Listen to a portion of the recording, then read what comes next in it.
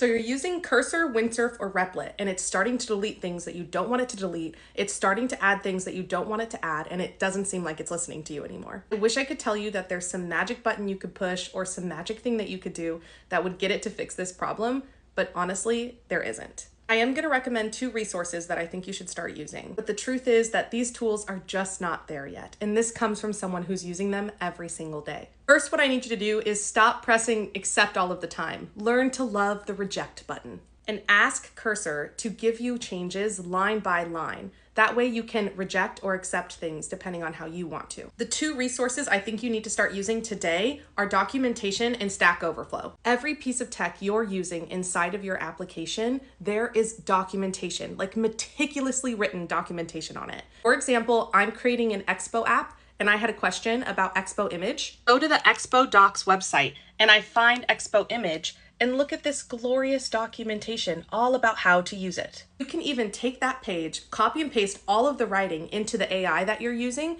and tell it to make sure that it's implementing things correctly. The second resource is Stack Overflow. If you're having a problem in your code, there is probably a developer out there who's already had that problem and posted it on Stack Overflow. I feel like there's no other community that does this encyclopedic knowledge around problems better than developers. So I really recommend that you lean on it and use it. But really the general thing is that you're just gonna have to learn a little bit. You're gonna have to get to know your code a little bit and understand the things that you're using.